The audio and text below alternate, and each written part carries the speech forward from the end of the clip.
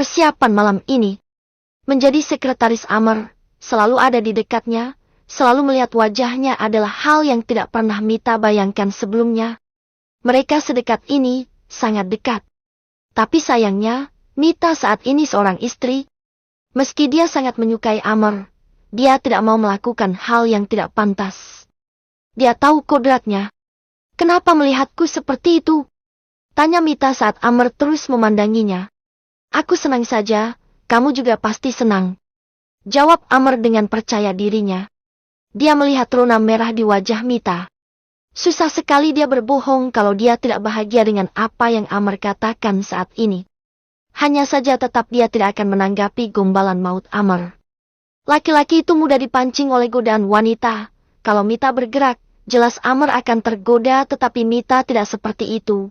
Meski dari wanita miskin dia tidak mau menggoda Amar, apalagi menyentuh tubuh Amar seperti dulu saat dia belum menikah dengan Ronald. Tidak pantas saja. Baru saja Mita dan Amar mengobrol dekat seperti ini, Natasha tiba-tiba masuk ke ruangan Amar. Amar, aku bawa sesuatu untukmu. Ucap Natasha langsung masuk dan terkejut saat melihat ada Mita di ruangan Amar dan mereka duduk berdekatan. Wanita penggoda. Setelah menggoda Ronald, sekarang dia menggoda Amar. Untuk apa wanita ini kerja kalau sudah menikah dengan sepupunya yang kaya itu? Amar, kenapa ada dia? Tanya Natasha langsung melingkarkan tangannya di lengan Amar. Kenapa memangnya Natasha? Mita melamar pekerjaan di perusahaanku dan sekarang dia kerja menjadi sekretaris. Aku sedang butuh sekretaris dan Mita direkomendasikan untuk itu. Ucap Amar dengan santai. Wanita ini, dia hanya tamatan SMA, yang benar saja Ronald mengangkatnya jadi sekretaris.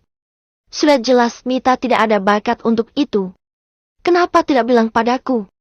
Aku bisa menjadi sekretarismu kalau memang kamu tidak ada pegawai. Memangnya wanita ini bisa? Tanya Natasha seolah sudah menjadi kekasih Amar dan tangannya yang melilit itu sungguh mengesalkan. Mita tidak menjawab karena tidak mau ribut di depan Amar, merusak urat-urat kecantikannya dan Amar nanti tidak suka dengannya. Lebih baik kalau mau bertengkar, di luar saja. Lebih leluasa dan mereka bisa jambak-jambakan kalau memang dibutuhkan saat pertengkaran nanti. Pak Amar, Mita permisi dulu. Ucap Mita dengan senyum dan keluar dari ruangan itu dengan cepat. Bahkan sengaja sekali Mita berjalan berlenggok dengan indahnya sambil sedikit mengibaskan rambutnya yang indah. Sumpah, jijik sekali Natasha melihat kelakuan Mita. Tidak ada malu, dan herannya Ronald mau menikahi wanita seperti itu.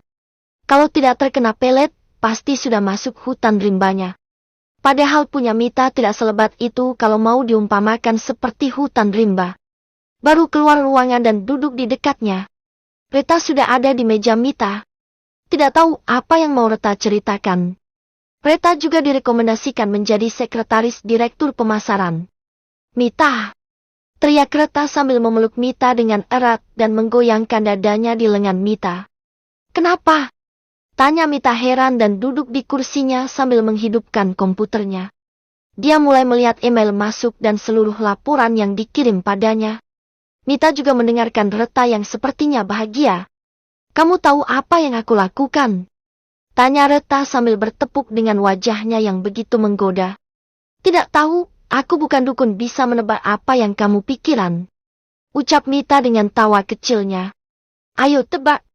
Tidak bisa. Jawab Mita. Bagaimana bisa dia tahu? Aku basah. Ucap Reta dan Mita menaikkan satu alisnya. Lalu kalau basah, haruskan Mita siapkan kanebo atau sejenisnya agar cepat kering. Rasanya kalau untuk Reta, cukup berikan burung saja. Yang jelas Reta, kenapa kalau basah? Tanya Mita malas. Hidupnya lagi kesal dengan Natasha. Bisa-bisa mengumpatnya di depan Amar. Aku tadinya mau ke apartemen Edwin, cowok yang aku bilang kemarin, aku ketemu Pak Tio. Ucap Reta menyimpulkan anak rambut ke telinganya. Kenapa Reta kalau cerita setengah-setengah seperti ini?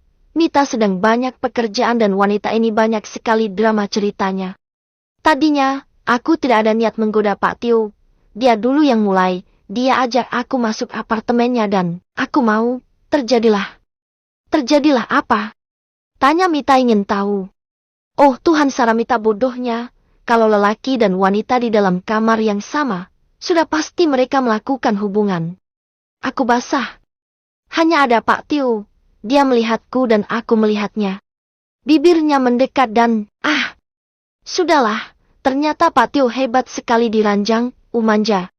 Mita menggeleng, sumpah demi apapun kalau mereka sudah satu kali melakukannya, maka akan terjadi yang kedua, ketiga, keempat dan sampai bosan bahkan sudah putus saja masih akan melakukannya.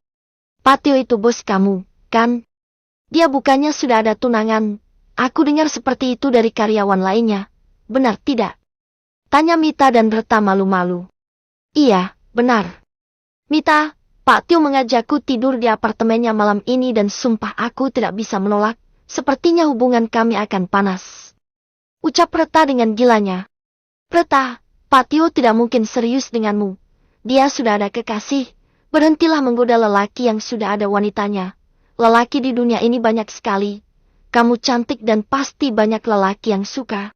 Reta mengibaskan tangannya. Dia tidak peduli itu. Aku juga tidak serius Mita. Cukup dia kasih aku uang jajan saja. Buat tambahan Mita. Lagian cuma malam ini. Ucap Reta. Tidak mungkin. Terus, waktu kamu bercinta dengan Pak Tio, apa yang dia katakan? Tanya Mita penasaran. Dia bilang aku hebat sekali, tentu dong. Aku pasti akan berikan yang terbaik, bagaimana menurutmu? Tanya Reta dengan mencul Mita. Padahal mereka sama saja. Pulang ke mall, yuk. Mita mengingat apa yang Ronald inginkan malam ini, kalau tidak dituruti dia pasti marah dan mengungkit masalah Amer.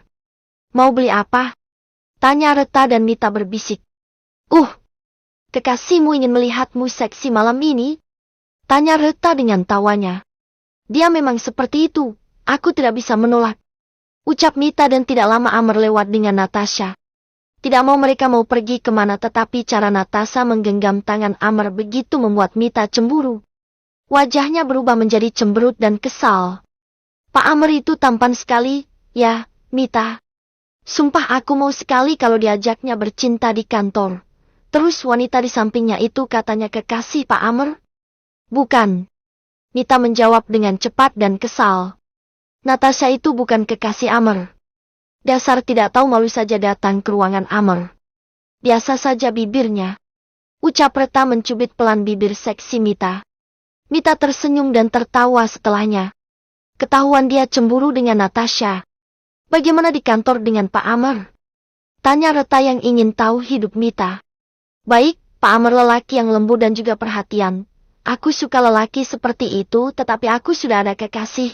Dia juga sangat lembut. Ucap Mita yang tetap saja memuji Ronald daripada Amer. Padahal, kalau aku lebih suka lelaki yang tidak kasar. Kalau tidak kasar sudah tentu dia lembut dan mencintai. Tapi kalau diranjang, aku suka permainan yang kasar. Ucap Reta menggoda Mita dan berbisik dengan nakal. Aku tidak mau. Jerit Mita saat mendengar apa yang Reta bisikan. Kalau kamu lakukan, kekasihmu tidak akan pernah melepaskanmu. Percaya padaku. Mita menggeleng tapi boleh juga untuk menyenangkan Ronald malam ini.